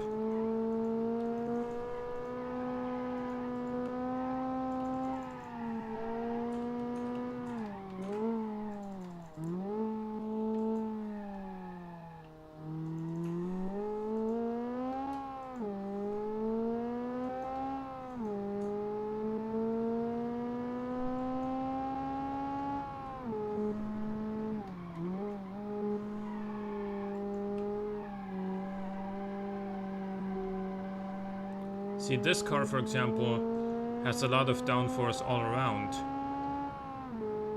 It turns nicely and it's very stable in high speeds, as I'm gonna demonstrate to you through this corner right here. Like, no drama whatsoever. But of course, because it only has 350 horsepower, it doesn't actually... Like, the downforce does start to hurt it in the higher speeds.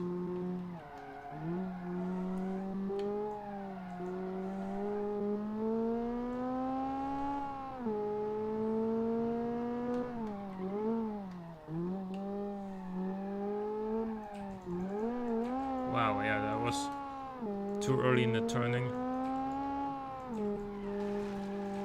Too much downforce and grip. You see, you have too much rear downforce and grip if the car starts to push you out of the corner, and you don't have enough front downforce and grip.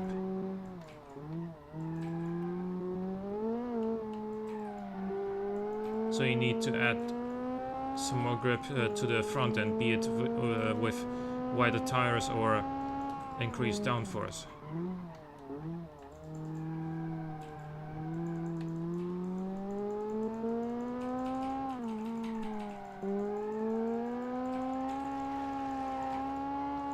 Yeah, this car handles beautifully.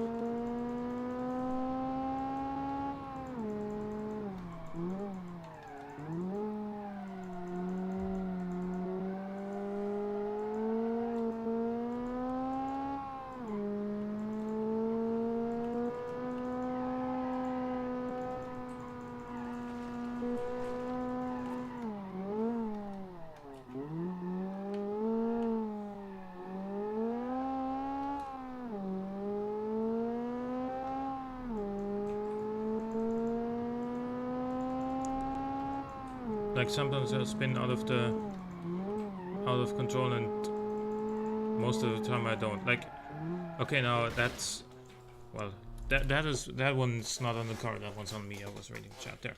But like,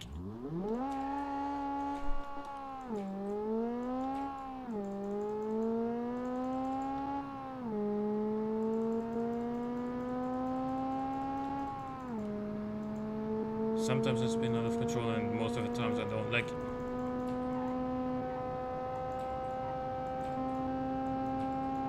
if you spin, like if the rear end comes around,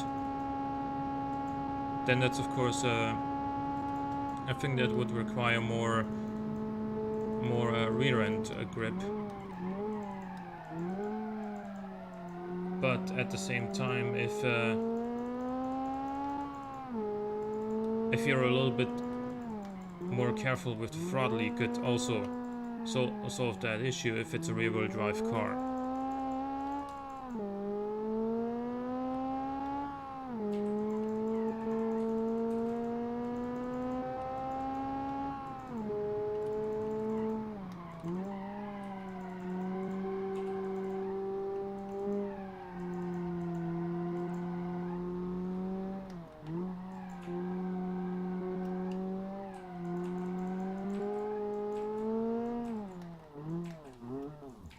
I'm gonna jump into something else real quick.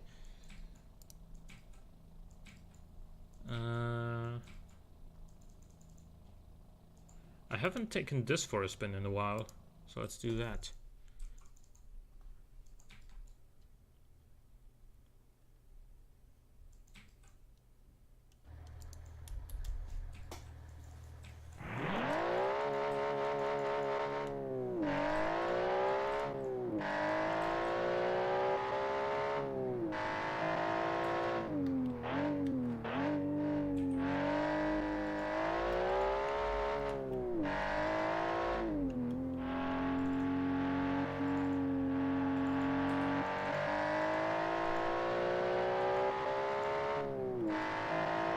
Ah, yeah, this.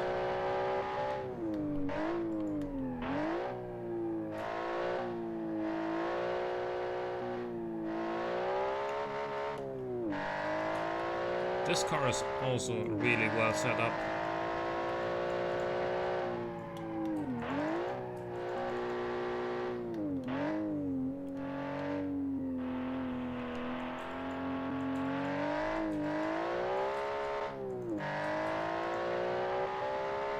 I should probably like check the way that I tuned this and apply some of that to the other mid-engine sports car we drove a little bit earlier.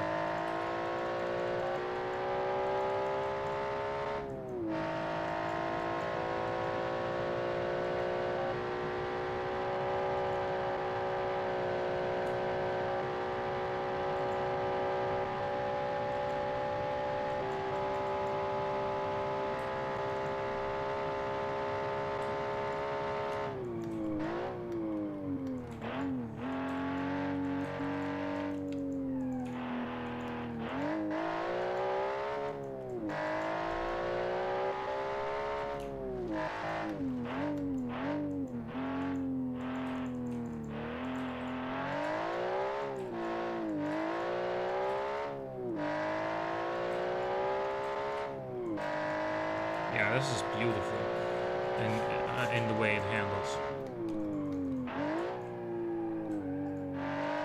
But yeah, I guess I'm gonna wrap it up for today. We built 2 more cars, one of which turned out to be kind of problematic. The other one was fine, and the stream quality is apparently still the same as it was, despite the fact that I applied the same changes that made my regular recording smooth. And so I'll have to try and figure that out.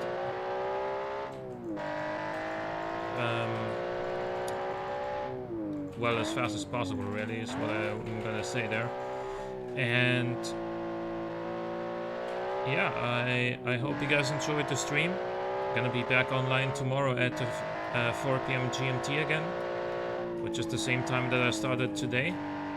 And we're gonna be doing some more automation in Beam. So stay tuned for tomorrow. Hope to see you guys there. And have a nice day. Bye bye.